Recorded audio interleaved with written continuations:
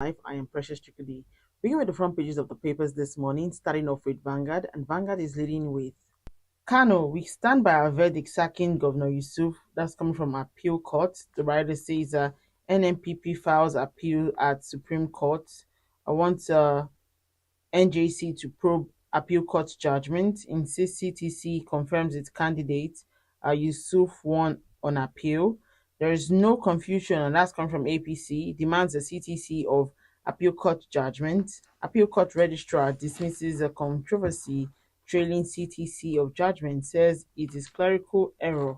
Protest rock Kano. And of course, we can see a photo story showing Akpabio receives NMPCL management. And on page 8, Israel Hamas conflict has gone from war to terrorism, and that's coming from Pope Francis. Stories above: federal government to drive tax through enforcement of laws. Why I deserve to be listed in Guinness World Record, and that's coming from Tinubu. Apapa Gridlock: truckers defy Sanwo-Olu's directive. Return block road. And on page 9, alleged procurement fraud. Ex-CBN Governor Emefiele gets a 300 million naira bail. On page 9, 2023, Edo, Ebonyi, Anambra tops list of electoral offenders. Ondo political crisis. Intervene now, Fashoranti, Palai, others tell Tinubu. We take a look at the Nation newspaper. The Nation is leading with appeal court lays to rest Kano judgment, CTC controversy. Rider says a clerical error can't invalidate verdict. Party seeks a probe. Police disperse protesters in Kano. NMPP takes case to Supreme Court. Trial of 119 electoral offender suspects to begin. Ebonyi, Edo, Anambra have the highest number of suspects. Haruna Musa takes office as Jais Bank MD CEO. NNPCL allays fear of petrol shortage ahead UTILD. 2024-26 trillion naira budget. The federal government targets a 7.8 trillion naira loan. And last year on the front page of the Nation, Fashoranti, Falai, others intervene in Akeredolu Ayedatiwa feud. All right, so let's take a look at the Guardian newspaper. The Guardian is leading with poor funding raises a concern for 270 new private varsities. And of course, there's an infographic that shows a more university, less research output quality. And we have on page 8, tension in Kano over Guba verdict as Akeredolu Ayedatiwa crisis rock Ondo. Senate laments cyber threats to digital economy. 500 million US dollars yearly loss. And on page 4, a court grants Emefiele 300 million naira bill, order CBN to update TSO on e-naira. Governor Fubara opens 2 world-class health facilities. Over 200 billion naira exchange rate differentials pushes a FAC disbursement to 900 billion naira. Adelabu, aviation safety and profligacy of public officials. You can read that on the editorial page 12. We take a look at the Punch newspaper. The Punch is leading with Kano poll controversy. Police NMPP protesters clash. More cloud over judgment. Rather says a court APC blame clerical error. NMPP Labour Party insists judgment doctored. Yusuf heads for Supreme Court. Says appeal court lacks jurisdiction to determine party membership. And Fiti intervene as soldier kills inspector in Adamawa. A Senate passes the MTF to probe tax waivers under Buhari. Police tear gas protesters shield Oshun CJ from mob. 1.2 billion naira fraud. Emefiele gets a 300 million naira bill restricted to Abuja. Stories above, we have Niger Hunter sues Tinubu. ECOWAS court rules December 7, and the fresh naira scarcity hits Kano, Sokoto, Edo, others. And lastly, on the front page of the Punch newspaper, federal government slashes wage award by 100 billion naira labor kicks. And that's how we can take on the front pages of the papers. Join us after the break. We'll be right back. Welcome back. We're just joining still today in the news on Vanguard Life. I am Precious Kitty. Joining me to talk about some of the stories on the front pages of the papers this morning is Mr. Oludai Mayowa, publisher of Global Financial Digest. Good to have you join me this morning. Yeah, good morning. Thanks for having me today. Mm. All right, let's delve into what we have this morning, and of course, starting off with this story. The Court of Appeal has, said it still stands its judgment, sacking Governor Abba Yusuf of Kano State. What's your take on Kano State Buhaha? Thank you very much. Why I cannot claim that I've read the CTC personally, but on the snippet I've seen over time, show that there was a lapses on the part of the appeal court administrative managers or whatever, and that's a very very costly one, which to set fire even in Kano. That's what we are witnessing today, where we have riots over the place. For me, it's either a laxity or behind the scene manipulation, but we can only get to that now because the appeal court already responded that it was a clerical error whatever. I think what people should do, the NNPP should do, is just to go to Supreme Court and challenge the veracity of that particular judgment. Either way, because that's the only way they can back it or affirm it. That's what's left for them to do. But that so-called clerical error has really left a gap of doubt in the mind of Nigeria and what's going on in the judiciary. And there's no way we can erase it, regardless of what truly happened, because we won't be able to know what really happened behind the scene.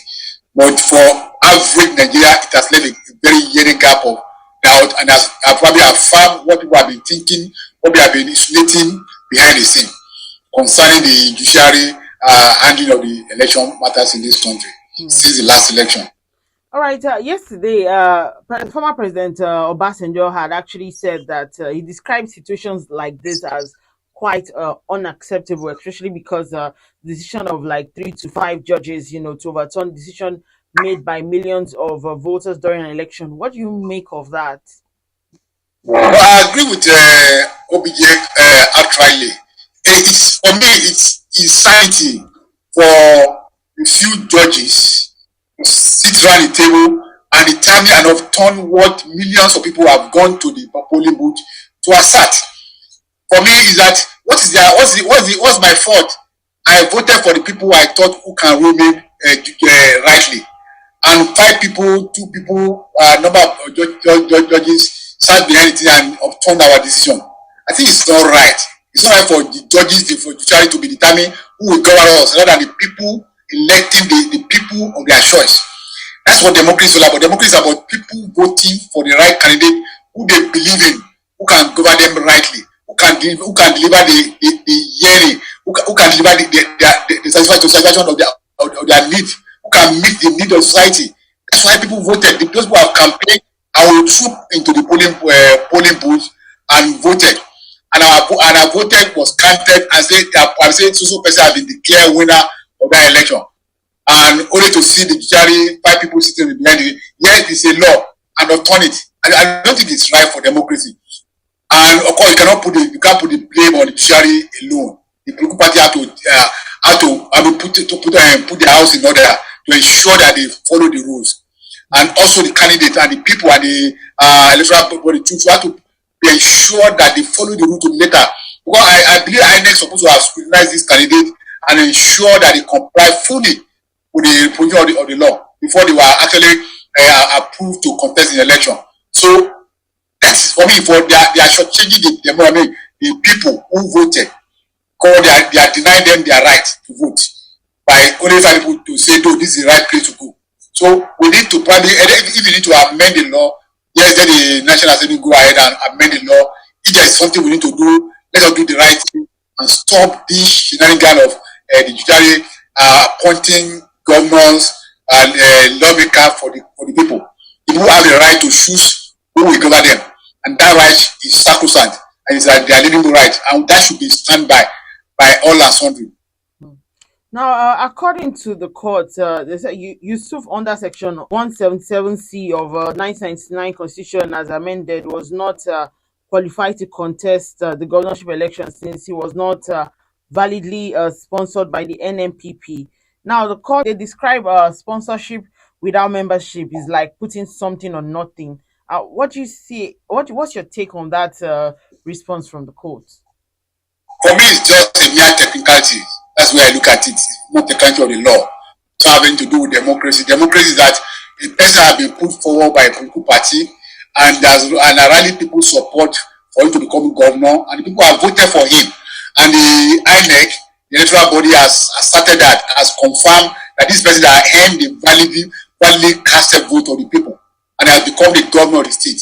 So regardless of whatever the technicality of the law, this is the people this is the person the people have voted for, and they are the choice of the people, and that was democracy, and that's where it should be.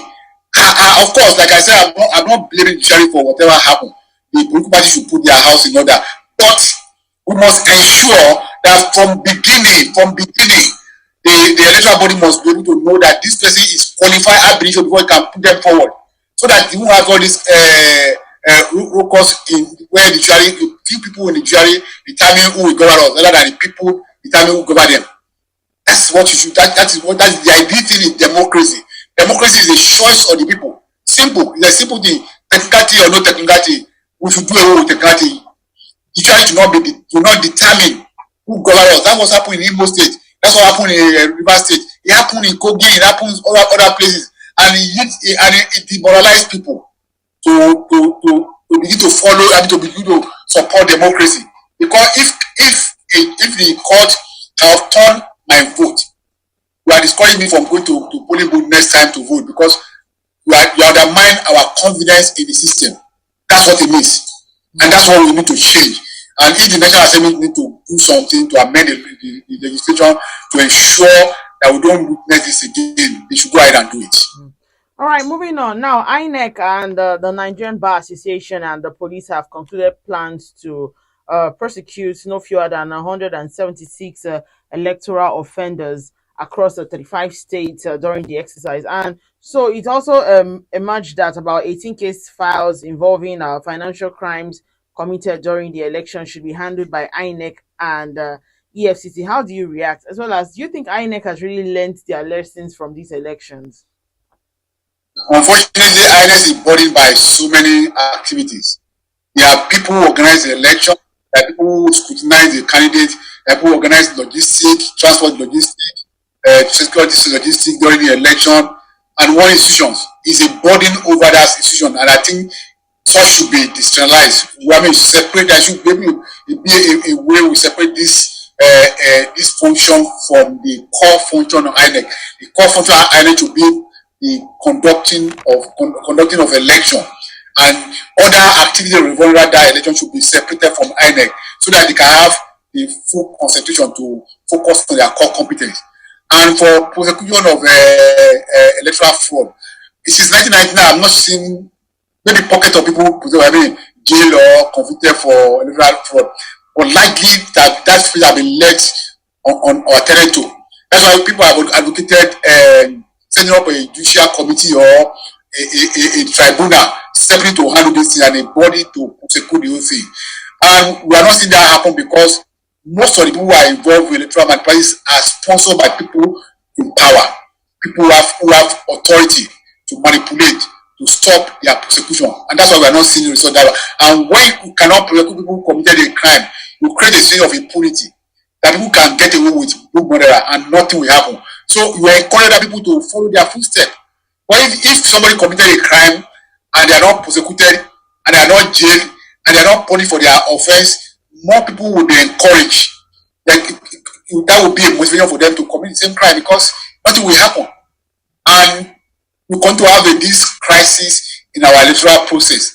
That's why probably the National Assembly equally are still going to reverse to them to legislate, to enact a law that will set up a tribunal, electoral offense tribunal, electoral offense commission that will prosecute, that will be solely charged in prosecuting these set of people, so that we can have a clean electoral process, so that people can restore people confidence in the political process, so that also that if people snatch ballots, nothing will happen to them. People continue to snatch ballots. If people snatch beavers and nothing happen to them, or manipulate the result of the election, nothing happen to them, people will be motivated to do it in next election. I would not wait, then our election continue to be manipulated. and the will of people will be manipulated and be perverted. And we will not make progress in our democracy. So something must be done, really. Hmm. All right, let's move on and talk about former CBN Governor Emefiele. He's been granted bail to the tune of 300 million naira by an Abuja High Court. Do you think that Emefiele's case looks like a witch hunt because it's been back and forth, in a couple of months now? Unfortunately, we don't have the true picture of what has happened. We don't have the true picture of the investigation that have been conducted and the charges and the evidence against. So we cannot come to any conclusion that is witch hunting or not witch hunting. But if you have to observe from what has happened on the sideline, we can see some infraction here and there. We are seeing so many things has gone on with the management of the central bank under Godwin Emefiele in the last 7 or year he spent in the regulatory bank. So for us, it's a matter of conjecture. I think government need to be transparent in its prosecution. They need to offer with people what are the outcome of the investigation conducted against the man. What are the outcome of the investigation into the CBN, because there has to be a thorough investigation into the conduct of the government during his tenure, and the result published to make known to the public so that we can rightly assess it and come to a conclusion that okay, this man is guilty or not. But somebody can just not sit down somewhere and say, oh, the man is guilty or it's not guilty because we have a sentiment. No, I will not be part of that. We need concrete evidence to ensure, and that is depending on. I know the president set up an investigative panel to investigate the conduct during the CBN. The result has not been published. Until that result is published, until we know exactly what transpired at the CBN, we cannot say this is what happened there. And the court probably is the last resort for the government or the prosecutor to provide their own evidence against Godwin Emefiele, and for the judges to actually accept those evidence as right or wrong.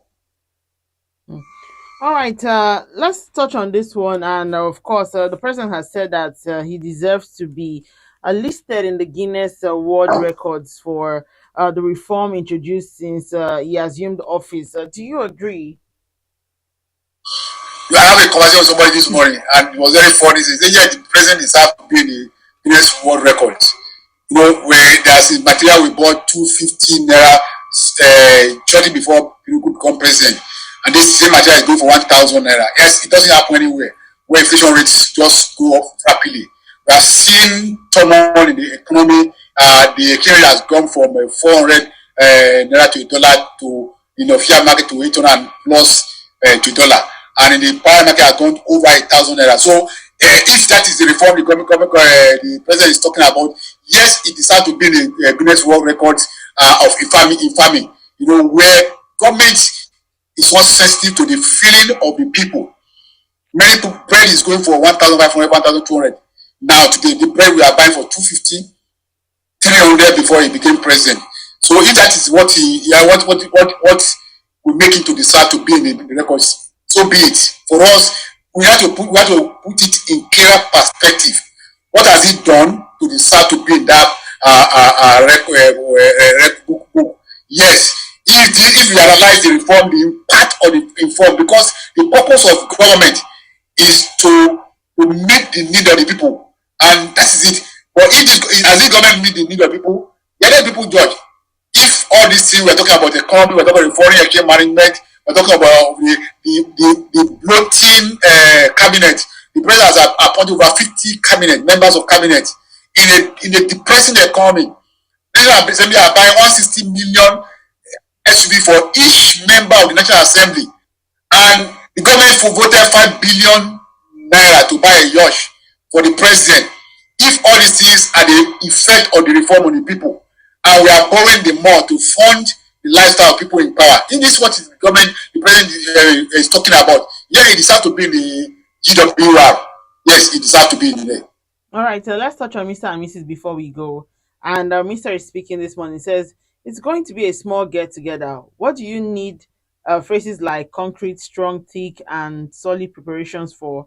And Mrs. replies and says, are we not hosting the heavyweights together with movers and shakers of the society? so I won't really crash. I mean, they're very good. The movement around that is very good. And playing with words. They are hosting a mover and shaker, so you need a solid ground for them to host them. And that's very good one to round up the program this morning. Kudos to people, like I always say, kudos to the people behind the cartoon. All right, thank you so much, Mr. Ludari Mayowa, publisher of Global Financial Digest. Thank you for sharing your thoughts with us this morning. Yeah, thanks for having me today, and have a lovely day. Yeah, likewise. Also, remember that you can equally like, share, and subscribe on all our social media platforms showing on your screen. To find up-to-date stories, go to our website, www.vanguardindia.com, to find out more. I am Precious Chukudi, and thank you for watching.